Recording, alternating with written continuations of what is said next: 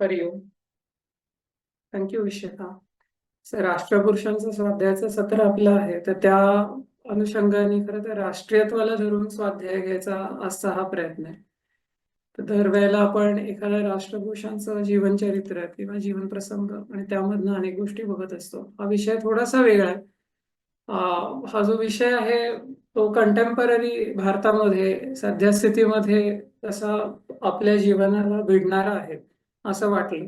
त्यामुळे थोडासा वेगळा असा हा प्रयत्न आहे. भारतावरील आधुनिक आक्रमण अशा दृष्टिकोनातनं हा स्वाध्याय करण्याचा प्रयत्न करतोय. तर सुरुवात करायच्या आधी 19 तारखेला येत्या शिवजयंती आहे, तर त्यानिमित्ताने महाराजांचं स्मरण करून आपल्या आवडत्या शिवबांना वंदन करून स्वाध्यायाची सुरुवात करूया. आता जर हा विषय बघितला तर वेगळा त्याला म्हणण्याचं कारण काय आहे की हा थोडासा वोकिझम ह्या गोष्टीला धरून घेतलेला विषय आहे. सद्यस्थितीमध्ये म्हणजे आजी आजोबा आहेत, आई बाबा आहेत, काका काकू आहेत, लहानगे आहेत, युवक आहेत, ऑल ॲडोलसन्ट्स, यंग ॲडल्ट्स असं आपण म्हणूयात. आज एक यंग ॲडल्ट कंडक्टिंग पण करत आहे. तर ह्या सर्व लोकांना अतिशय जवळचा आहे. भारतामध्ये हा बऱ्यापैकी पसरत चाललेला आहे. वेस्टर्न कंट्रीजमध्ये हा खूप मोठ्या प्रमाणावरती त्यांनी लोकांच्या मनावरती पगडा बसवलेला आहे. तर हा सगळा भाग जो आहे तो थोडासा इन्फॉर्मेशन वॉरफेअर अशा स्वरूपात आहे. तर इन्फॉर्मेशन वॉरफेअर म्हणजे काय, तर कोणीतरी म्हटलंय की आधुनिक लढाई जी सर्व असेल ती सर्व आधुनिक लढाई modern warfare is going to be a narrative information और नरेटिव्ह वॉर. ही इन्फॉर्मेशन वॉर जिंकायची असेल तर त्याला नरेटिव्ह योग्य पद्धतीने सेट करणं आणि ती नरेटिव्ह वॉर जिंकणं फार गरजेचं आहे. त्यामुळे त्यामध्ये अनेक प्रकारे एक मल्टी डायमेन्शनल मॅट्रिक्स असं विणलेलं आहे. ते थोडंसं बघूयात आपण. त्या नरेटिव्ह वॉर तरी मुळात काय आहे, तर ही एक नवीन टर्म आहे. म्हणजे हे किती जणांना कल्पना आहे किंवा माहिती आहे मला माहिती नाही. लहान थोडेसे युवक असतील त्यांनी हा शब्द ऐकला असेल कदाचित. अनेक ठिकाणी तो शब्द वापरात यायला लागलेला आहे, येतोय. तर थोडंशी वोकिझम ह्या शब्दाला धरून अशी ती नरेटिव्ह वॉर आहे. तर हे वोकिझम म्हणजे तरी काय, तर वोकिझम या ठिकाणी म्हणजे स्लाइडवरती तुम्हाला दिसेल की aware of and actively attentive to important and societal facts and issues असं त्याला म्हटलं. म्हणजे थोडक्यात काय, तर एखादी व्यक्ती जी एखाद्या प्रसंगाला धरून ती प्रसंगावधान तिला असतं, आजूबाजूच्या परिस्थितीमध्ये काय चालू आहे, ती परिस्थिती कशी आहे, त्याला धरून सर्वसाधारण काय वागलं पाहिजे, व्यापक स्तरावरती, वैयक्तिक स्तरावरती, असं सर्व भाग, असं वोक याचं डेफिनेशन आहे. याचा वापर बहुधा सर्व ठिकाणी रॅडिकलाइज करायला केला जातो. त्यामुळे सुंदर एक स्लाइड तिथे दिली आहे की देर इज नो राम मंदिर अंडर बाबरी मस्जिद असं म्हणणारे हे आपले हिस्टॉरियन्स ज्यांनी इतिहासाची पुस्तकं अनेक लिहिलेली आहेत आणि आपल्याला ते धड्यांमधनं वर्षानुवर्ष म्हणजे हिस्ट्री म्हणून शिकवण्यात पण आलेलं आहे. हे स्वतः हिस्टॉरियन्स नाहीये, पण एक प्रकारचा नरेटिव्ह सेट करण्यामध्ये ते यशस्वी वर्षानुवर्ष झाले. थोडा बदल त्यात होतोय, पण जितका प्रयत्न चाललेला आहे बदलायला तितकाच एक प्रकारे वोकिझमचा मारा वेगवेगळ्या स्तरांवरती पण होत आहे. तर मुळात रॅडिकलायझिंग दी इंडिव्हिज्युअल असा तो थोडासा प्रकार आहे आणि त्यामध्ये एक लिबरल भावना निर्माण करायची. एक फार सुंदर खाली स्टीव्ह जॉब्सचं वाक्य आहे, जर वाचलं तर, the most powerful person in the world is a storyteller असं त्यांनी म्हटलंय. The storyteller sets the vision, values and agenda of an entire generation that is to come. काय शिकवतोय, काय सांगतोय, कशा पद्धतीने ती गोष्ट मांडली जाते, त्यामधलं सत्य काय, असत्य काय आहे, काल्पनिक काय आहे, हे सगळं त्या स्टोरी टेलरच्या हातात आहे. हिस्टॉरियन्स आपल्या भारताच्या जे प्रचलित वाङ्मय म्हणजे इतिहासाचं जो सध्या शाळांमधनं कॉलेजेसमधनं आहे ते अशा पद्धतीने फॉल्स नरेटिव्ह खूप खूप मोठ्या प्रमाणावरती सेट केलेले आहेत. तर असा जो वोकिस्ट अशा पद्धतीचा एक नरेटिव्ह या ठिकाणी निर्माण करण्याचा प्रयत्न चालू आहे. काही प्रमाणात तो यशस्वी पण आहे. आता हा सगळा प्रकार काय आणि आपला आणि याचा संबंध थोडा पुढे जसा स्वाध्याय जाईल तसं लक्षात येईल की हे एक मल्टी डायमेन्शनल वेब आहे. म्हणजे ह्या ठिकाणी राष्ट्रीय स्तरावर, आंतरराष्ट्रीय स्तरावर, अगदी लोकल स्तरावरती सगळीकडे अतिशय प्लॅन्ड पद्धतीने पसरवण्याचा प्रयत्न या ठिकाणी चाललाय. तर एरिया, एज आणि सोशल स्ट्राटा असा तो गुंफलेला आहे. म्हणजे it is like a spiders web. फार सुंदर पद्धतीने ते त्याचं ते ओवलेलं आहे आणि त्यामधनं वेगवेगळ्या पद्धतीने गोष्टी प्रसृत केल्या जातात. तर राजकारण असो, मीडिया असो, मीडियामध्ये अनेक प्रसार माध्यमं आहेत, न्यूजपेपर्स आहेत. त्याच्यामध्ये वेगवेगळे नरेटिव्हज, इन्क्लुझिव्हिटी, फेमिनिझम, त्या ठिकाणी खेळ, व्यायाम, वेगवेगळ्या क्षेत्रांमधनं, डेमोग्राफिक्स, त्या ठिकाणी मग प्रेमाचं म्हणजे वाङ्मय असेल, कादंबऱ्या असतील, लोकांचे मॉरल किंवा सोशल इश्यूज याला धरून गोष्टी असतील, त्या ठिकाणी लँड, रिलिजन, पॉप्युलेशन, इकॉनॉमी हा सर्व भाग. आणि तुम्ही असा क्रिसक्रॉस 3 डायमेन्शनल मॅट्रिक्स इमॅजिन करा. त्याच्याबरोबर हा सगळा भाग घेऊन मग लहान मुलं आहेत, ॲडोलसंट्स आहेत, ॲडल्ट्स आहेत, मध्यमवयीन लोक आहेत, त्याच्यानंतर सिनियर्स आहेत. या सर्व वेगवेगळ्या लोकांना त्यांच्या त्यांच्या गरजांप्रमाणे किंवा त्यांच्यामध्ये निर्माण होणाऱ्या भावना आहेत, काळ आणि परिस्थिती आहे, याला धरून इन्कम, कास्ट, कल्चर अशा सगळ्या गोष्टींना एकत्रित होऊन अशा पद्धतीने एक जाळ रचण्याचा मोठा प्रयत्न चालू आहे. तर ह्याच्यामध्ये मी काही उदाहरणं देतो. म्हणजे हा आपल्या अगदी दाराशी येऊन उभा आहे, यात काही शंकाच नाही. तर हे माझ्या बाबतीत घडलेलं, म्हणजे आमच्या घरी घडलेलं शाळेतला हा प्रसंग आहे, की हिंदीचा पेपर होता आणि हिंदीच्या पेपरमध्ये कुठलं तरी एक उदाहरण आलं आणि सातत्य या गुणाला धरून, खरं तर सात्विक गुणांमधलं एक सातत्य हा गुण आहे आणि त्याला धरून आलेलं असं ते उदाहरण होतं, की मोहम्मद घोरीने पृथ्वीराज चौहान पर विजय पाने के लिए 7 बार प्रयत्न किया और फिर सफल हो गया. अशा पद्धतीने ते उदाहरण हिंदीच्या पेपरमध्ये दिलं गेलं. म्हणजे थोडं लक्षात घेण्यासारखा भाग आहे, की हे नरेटिव्ह सेटिंग वेगवेगळ्या पद्धतीने कसं चालू आहे. आताच पहिला पेपर झाला, मला वाटतं 10वीचा सीबीएसई बोर्डाचा, मुलगीच आहे माझी. तर त्याला धरून त्याच्यामध्ये इंग्लिशचा पेपर होता. तर इंग्लिशच्या पेपरमध्ये एक उदाहरण लेटर रायटिंग का कशामध्ये तरी आलेलं. त्याच्यामध्ये हाऊ राशी Khan is inspired and doing certain good things अशा पद्धतीने ते इम्प्लिमेंट केलं गेलं. आता हे थोडं सटल आहे. हळू-हळू त्याचा उलगडा आपल्याला होत जाईल.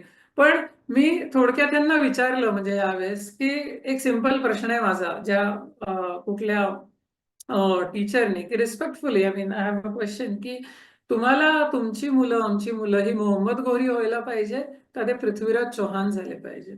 हा थोडक्यात प्रश्नाचं उत्तर द्या. त्याच्यावरती त्यांनी अपोलोजाइज वगैरे केलं, पण the damage was actually done. आता असंच एक मोठं उदाहरण गेल्या वर्षी जुलैच्या दरम्यान मला वाटतं पॅरिस ऑलिम्पिक्सची ओपनिंग सेरेमनी झाली. जर ती ओपनिंग सेरेमनी तुम्ही बघितली असेल, तर त्या अख्ख्या सेरेमनीमध्ये हे एल-जी-बी-टी-क्यू अशा पद्धतीने ती अख्खी सेरेमनी होती. तर त्याच्यामध्ये सैतानाचे पूजक आणि कशा पद्धतीने ते सैतानाचे पूजक वेगवेगळ्या गोष्टी करत आहेत आणि त्या गोष्टी करता त्याच्यामध्ये सर्वांना सामावून घेण्यासाठी त्या अशा पद्धतीने वेगवेगळे समलैंगिक अनेक ॲथलीट्स असो किंवा ते परफॉर्मर्स असो, त्यांचे वेगवेगळे कार्यक्रम आणि त्यांना ग्लोरिफाय करणारे अशा पद्धतीने नाच किंवा गाणी, अशा पद्धतीचं सगळं प्रेझेंटेशन 70-80% ऑलिम्पिक सेरेमनी ही अशा पद्धतीची होती. तिथे असणारे लोकं म्हणजे हे जगभरात प्रसृत झालेला हा इव्हेंट आहे. विशेष मोठा इव्हेंट आहे आणि अनेक तरुण पिढीतले लोकं म्हणजे सर्व युवक त्याच्याकडे बघतायत, इन्स्पिरेशन घेण्यासाठी बघतायत अनेक खेळाडू. आणि ह्या सगळ्यामध्ये अशा पद्धतीने यांनी सेट केलं होतं. म्हणजे हा एक नरेटिव्ह आंतरराष्ट्रीय स्तरावरती सेट केला होता. हा पार्ट काय आहे वोकिझम आणि त्याला धरून चाललेलं हे आक्रमण असं म्हटलेलं आहे, आधुनिक आक्रमण. ते काय चाललंय थोडंसं समजून घ्यायचा आपण ह्या स्वाध्यायाच्या माध्यमातून प्रयत्न करूया. आता इंडियन नॅशनल फ्लॅग ही वेगवेगळी उदाहरणं थोडीशी बघतोय. तर बघितलं तर मला शिकवलं जातं. तुम्ही विकिपीडियावरती सर्च करा, Googleमध्ये सर्च करा, विकिपीडियावर सर्च करा. तर Indian national flag was designed by a Muslim woman अशा पद्धतीचे सर्रास तुम्हाला सर्च रिझल्ट्स देतील. पण व्हॉट डिड मॅडम भिकाजी कामा डू? आणि त्यांना प्रेरणा देणारे स्वातंत्र्यवीर सावरकर त्यांनी काय केलं? आणि त्याच्यामधनं जिथे कुठे इंटरनॅशनल सोशलिस्ट कॉन्फरन्स म्हणजे जर्मनी, स्टटगार्ट जर्मनीमध्ये झाली होती, तर त्या ठिकाणी यांनी स्वातंत्र्यापूर्वी हा जो भारताचा जो झेंडा होता वंदे मातरम लिहिलेला, तो इंटरनॅशनल लेव्हलला जाऊन भारताचा विषय मांडण्यासाठी म्हणून किती मोठा प्रयत्न चालला होता, तो कुठेच आपल्या इतिहासाच्या पुस्तकांमध्ये नाही. त्याचबरोबर नेताजींच्या आयनीनी म्हणजे आझाद हिंद फौज ज्याला म्हटलं किंवा इंडियन नॅशनल आर्मी, त्यांनी हे एवढा सगळा खटाटोप करून पराक्रम गाजवून म्हणजे मणिपूरमध्ये मोईरांग ह्या जागी त्यांनी 1944 साली स्वतंत्र भारत म्हणजे त्या ठिकाणची जमीन स्वतंत्र केली होती ब्रिटिशांना हरवून जपानच्या मदतीने. आणि त्या ठिकाणी इंडियन नॅशनल आर्मीनी भारताचा स्वतंत्र भारताचा पहिला झेंडा त्या ठिकाणी फडकावला होता. तर हा सर्व भाग आपल्यापर्यंत कधी पोहोचतच नाही. पण Indian national the flag was decide bye Muslim woman आणि तिचं नाव आणि काय काय त्याच्या मागच्या कल्पना असं ते सगळं विश्व रंगवलं जातं. त्याचबरोबर हे एक नाव फार म्हणजे इंडियन हिस्ट्री बुक्स मध्ये तर ते खूप मोठ्या प्रमाणात वापरलं जातं, राजा राममोहन रॉय. हळूहळू त्याचा थोडासा बहुतेक जो इफेक्ट आहे तो कमी व्हायला लागलाय. पण हे नाव आलं की त्याच्यावरती एसे रायटिंग आलं. एसे रायटिंग नंतर त्यांचे कॅरेक्टरिस्टिक्स आले, काय काय काय काय त्याच्याबद्दल सांगितलेलं असतं. आणि कशी सतीची परंपरा, फेमिनिझम अशा पद्धतीचा हा भाग आहे. किती वेगवेगळ्या ठिकाणून वेगवेगळी उदाहरणं आणि कशा पद्धतीने नरेटिव्ह सेट होत आहेत, थोडक्यात आपण बघण्याचा प्रयत्न करतोय. पण मुळामध्ये त्या फेमिनिझमच्या नावाखाली ही सती परंपरा, सती परंपरेचे दाखले भारताच्या इतिहासामध्ये आहेत तरी किती, कुठल्या काळामध्ये आहेत, हा कित्येक हजारो वर्षांचा इतिहास आहे, त्याच्यामध्ये नक्की घडलं तरी काय आहे. आणि त्यामध्ये फक्त स्त्रियांवर अत्याचार, स्त्रियांना कशा पद्धतीने दुर्लक्षित केलं होतं आणि ह्या एका मसीहानी त्याच्यातनं कसं ह्या सगळ्या स्त्रियांना बाहेर काढलं वगैरे अशा पद्धतीच्या गोष्टी सांगितल्या जातात. आणि त्याचबरोबर जोहर हा जो हे सगळ्या त्या राजपूत स्त्रिया होत्या आणि त्यामध्ये चित्तोडच्या किल्ल्यामध्ये जर कोणी गेलं असेल चित्तोडगडावरती तुम्हाला लक्षात येईल त्या ठिकाणी काय इतिहास घडला आहे थोडंसं वाचावं. पण तिकडचा जाज्वल्य इतिहास हा अतिशय निगेटिव्ह पद्धतीने अनेकदा मांडला जातो. आता हा जो सर्व असा भाग आहे तो या वोकिस्ट नरेटिव्हच्या खाली वेगवेगळ्या पद्धतीने युवकांमध्ये वेगवेगळ्या स्तरांवरती पसरवण्याचा प्रयत्न केला जातो. एक फार मजेशीर गोष्ट सांगतो, म्हणजे अंधश्रद्धा निर्मूलन या नावाखाली घडणारे हे अलीकडच्या काळातली घडलेली गोष्ट आहे. त्याच्यात फार त्या राजकारणात वगैरे जायची गरज नाहीये किंवा नावं वगैरे घ्यायची पण गरज नाहीये. सुज्ञ आहेत सर्व, त्यांना ते माहिती आहे किंवा थोडंसं सर्च केलं तर लक्षात पण येईल. पण कर्णवेध किंवा कर्णभेद अशा पद्धतीने म्हणजे कान टोचण्याचा संस्कार, तर भारतामध्ये ऍक्च्युअली ही न्याय संहिता करण्यासाठी एक प्रकारे एक कमिटी बसली होती आणि त्या कमिटीमध्ये वेगवेगळ्या स्तरांवरती वेगवेगळ्या ज्या संस्था होत्या त्या भाग घेत होत्या. त्यामध्ये ही पण अंधश्रद्धेला धरून कार्य करणारी वगैरे पण एक संस्था होती. तर त्याच्यामध्ये त्यांनी अशा पद्धतीचा प्रपोज केला होता लॉ, न्याय, की त्या ठिकाणी हिंदू आई वडील जे आहेत ते हिंदू आई वडिलांना त्यांच्या बाळांवरती त्यांना न कळणाऱ्या वयात केलेल्या अत्याचाराबद्दल तुरुंगवास भोगावा लागेल अशा पद्धतीचा. आणि तो कुठल्या आपल्या संस्काराला धरून होता तर कान टोचण्याचा संस्कार आला. त्यामागे त्याच्या मागच्या असलेल्या काही धारणा आणि त्याच्या मागे असलेलं शास्त्र हा सर्व भाग आपण थोडा वेळ बाजूला ठेवला तरी अशा पद्धतीचं मी महाराष्ट्रामधलीच संस्था, महाराष्ट्रामधलेच अनेक लोक आणि अशा पद्धतीने ते आपल्या देशाविरोधातच फार मोठ्या स्तरावरती कार्यरत होते. आता हे बरंच मोडून काढले ही अशा पद्धतीची चळवळ, पण तरी वेगवेगळ्या प्रकारे प्रयत्न हा चालूच आहे. आता चाललंय कशासाठी, उद्देश काय हे थोडंसं लक्षात घेतलं पाहिजे. म्हणजे हे काही उदाहरणं झाली, हा विषय फारच मोठा आहे, तो काही असा एका स्वाध्यायात नाही, पण कुठेतरी तो इंट्रोड्यूस झाला पाहिजे आणि थोडीशी आपल्याला त्याची जाणीव झाली पाहिजे. प्रत्येकाचं त्याच्यावर विशेष चिंतन थोडंसं घडलं पाहिजे आणि तिथनं मग आपण सहज शक्य झालं तर पुढे केंद्रांमधनं घेता आलं काही त्यामधला एखादा टॉपिक तर आपण हा प्रयत्न करूयात. पण उद्देश काय आहे तर तुम्ही बघितलं तर भारत होता कसा, अखंड भारत होता. तिकडनं बराचसा भारत हा मुघल साम्राज्यामध्ये काबीज झालाय अशा पद्धतीची. मी खरं सांगायचं तर तो सर्व भारत कधी मुघल कधी घेऊच शकले नव्हते. अनेक वेगवेगळ्या मोठ्या मोठ्या स्टेट्समधनं राज्यांमधनं फार मोठा प्रतिकार त्याला झाला आहे आणि मुघलांना चांगलीच चपराक बसलेली आहे यात काही शंका नाही. पण तरी उजवीकडे बघितलं तर अशा पद्धतीने ते इस्लामीकरण करण्याचा मोठा प्रयत्न झालेला आहे.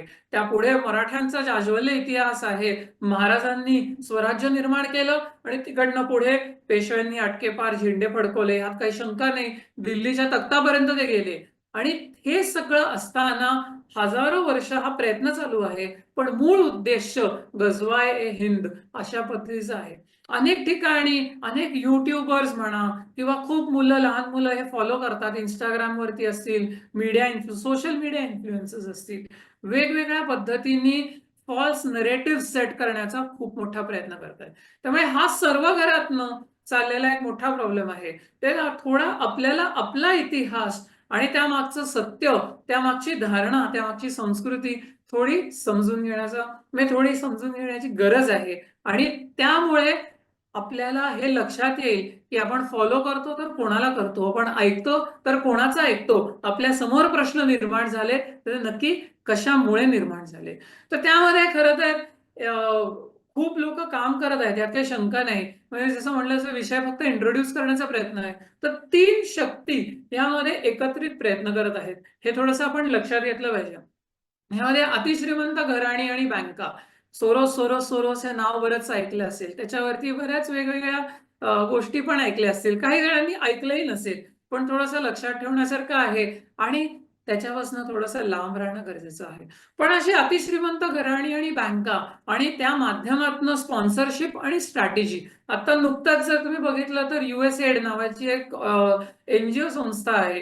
ती वेगवेगळ्या ठिकाणी वेगवेगळं मदत कार्य करण्यासाठी म्हणून ती प्रसिद्ध आहे. पण त्या नावाखाली अनेक ठिकाणी आर्म्स अँड अम्युनेशन पुरवण्याचं, अतिरेक्यांना, जिहाद्यांना काम करण्याचं, असं ते काही ठिकाणी जेव्हा तिच्यावरती छापेमारी झाली तेव्हा आपल्या गव्हर्नमेंटला असे एव्हिडन्सेस मिळाले आहेत.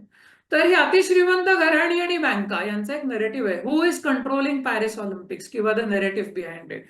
त्याला मिलिटरी मदत लागते, कारण नुसती स्ट्रॅटेजी किंवा पैसा ओतून चालत नाही, पण शस्त्र लागतं आणि ते शस्त्र चालवणारे हात लागतात. तर ते who are the bodies, who is the strength behind it. तर हे जिहादी हार्डलाइनर्स आहेत, थोडंसं लक्षात घेतलं पाहिजे. आणि हे सगळं प्रसृत करण्यासाठी जे मगाशी आपण असं मल्टी डायमेन्शनल वेब बघितलं, ते वोकिझमचं कुठनं डिराईव्ह झालंय, त्याला कल्चरल मार्क्सिझम असंही म्हटलं जातं. लिबरलायझेशन असा पण त्याला एक शब्द आहे. थोडंसं केअरफुल राहायला पाहिजे या ठिकाणी, समजून घेतलं पाहिजे, त्यामध्ये अडकता कामा नाही. पण ह्या 3 शक्ती एकत्रित प्रयत्न करत आहेत. जसं मी म्हटलं तसं अगदी आपल्या दाराशी उभे. पुण्याची जर फक्त गोष्ट करायची झाली अलीकडच्या काळामध्ये, तर पुण्यामध्ये अनेक आयसिस मॉड्यूल्स पकडले गेले. सारसबागेमध्ये नमाज, म्हणजे जिथे प्राचीन काळातलं तळं, गणपती, अशा पद्धतीने त्या ठिकाणी चाललेली उपासना, हे सगळं असताना नमाज त्या ठिकाणी पडायला सुरुवात केली आहे. पेशव्यांच्या पर्वतीवरती कबरी सापडत आहेत. जनता वसाहत रोड एक फार मोठी वस्ती त्या ठिकाणी पर्वतीला लागून आहे. त्या ठिकाणी जर तुम्ही भाड्याने दिलेली अनेक घरं बघितली तर ती टोपी दाढी लोकांना दिलेली आहेत. कॅबमध्ये भाईचारा आता चालूच आहे. तुम्ही रिक्षा घ्या, ओला घ्या, उबेर घ्या, नाईट शिफ्ट वरती असलेली लोक घ्या, स्वस्तामध्ये अनेक गोष्टी देणारी दुकानं घ्या, त्यांचे दुकानदार घ्या, स्विगी झोमॅटोची अनेक लोक घ्या, ज्यूस, पंक्चर, रद्दी, कपडे, म्हणजे अशा पद्धतीने दूध, स्टेशनरी, अनेक गोष्टी आहेत, विक्रेते घ्या. तर तुम्ही जर बघितलं तर तुम्हाला सगळीकडे हे पेनिट्रेट होत असताना जाणवेल. अनेक लहान मुलं मुली यामध्ये सापडत आहेत. लव्ह जिहाद असं त्याला म्हटलं जातं. जर अजून थोडेसे लहान असतील, 3री-4थीतली मुलं मुली असतील, तर तुम्हाला लक्षात येईल की K-pop हे सर्वत्र प्रस्तुत व्हायला लागलंय आणि ग्लास स्किन नावाची एक क्रेज त्या ठिकाणी सुरू झाली आहे. सोशल अडिक्शन्स वेगवेगळ्या प्रकारचे निर्माण करण्यात आले. हजारो वर्ष हा प्रयत्न चालू होता. पण आपण आपलं इन्स्पिरेशन कोण आणि कोणाला सिलेक्ट करायचं ठेवायचं हे लक्षात घेतलं पाहिजे. डोका सीतम्मा आपल्याला माहितीच नाहीये. काय केलं त्यांनी माहितीच नाही. त्यांचं चरित्र आणि त्यांचा थोडासा जीवन प्रसंग वेगळा स्वाध्यायामध्ये बघायला पाहिजे. म्हणून म्हटलं की तसं हा स्वाध्याय फक्त विषयाला थोडासा स्पर्श करणार आहे. पण काळानुसार हे जे काही प्रयत्न चाललेले आहेत त्याचं रूप बदलत चाललेलं आहे.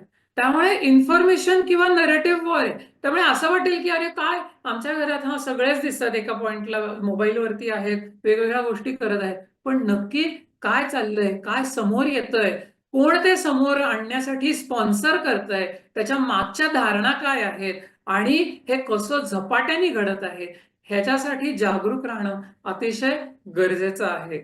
नाहीतर हा प्रश्न फार गंभीर होत जाईल. आता उपाय ह्यावरती काय आहे?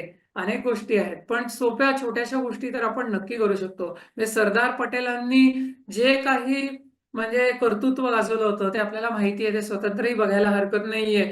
खाली एक छोटासा मॅप दिलाय की स्वातंत्र्य जेव्हा आपल्याला मिळालं त्यावेळेस भारताची परिस्थिती कशी झाली असती जर पटेल नसते तर. उगाच स्टॅच्यू ऑफ युनिटी एवढा मोठा उभा नाही केलेला आहे तो. त्यांचं कर्तृत्वच तसं आहे.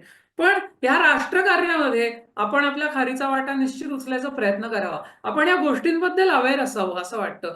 क्यूआर कोड भारतामध्ये सगळीकडे डिजिटायझेशन झालेलं आहे. क्यूआर कोड स्कॅन करावा, नाव बघावं.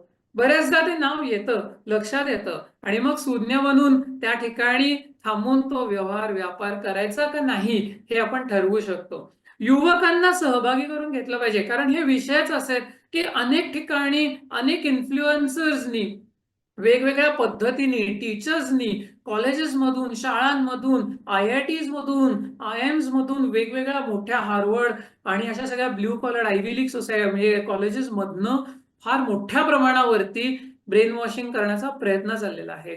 डिस्मॅन्टलिंग ग्लोबल हिंदुत्व अशा पद्धतीचे कॉन्फरन्सेस अनेक ठिकाणी चालले आहेत. अमेरिकेमध्येच काही वर्षांपूर्वी रिसेंटलीच म्हणजे ह्या कॉन्फरन्सेस झाल्या होत्या. आता असं सगळं असताना युवकांना एकत्र घेतलं पाहिजे. युवकांना फटकारणं सोपं आहे. कुठल्या तरी गोष्टींच्या नादी लागलेत किंवा काहीतरी झालंय म्हणून हळतूड करणं हे सोपं आहे. पण जोडणं हे फार अवघड आहे. पण ते करणं अतिशय गरजेचं आहे. काळाची ती गरज आहे. नेहमीच होती. आता अधिकाधिक आहे. देश एखादा नष्ट करायचा असेल तर संस्कृती नष्ट करायला लागते. त्याला आपण बळी पडता कामा नये. हे आपण मगाचच्या स्वाध्यायांमधून पण पाहिलं. आपलं केंद्रच त्यासाठी आहे. त्यामुळे जसं स्वामींनी पण सांगितलं की वेगवेगळ्या युवकांनी पुढे येऊन स्वाध्यायांमधनं सहभागी झालं पाहिजे. आपलं स्वतंत्र चिंतन त्यावरती होणं अतिशय गरजेचं आहे. आणि तसंच देश नष्ट करायचा असेल तर डिस्ट्रस्ट निर्माण करणं हे अतिशय गरजेचं असतं. त्यामुळे तो द्वेषातून निर्माण व्हायला सुरुवात होते. एकमेकांच्या प्रती हेट्रेड निर्माण करण्याचा प्रयत्न केला जातो. तो होऊ देऊ नये. आणि ह्या सगळ्या गोष्टी थोडंसं अवेअर राहून जर आपण लक्षात ठेवून केल्या तर आपल्याला याला सामोरं जाणं शक्य आहे. एकीने त्याला सामोरं जाणं सहज शक्य आहे.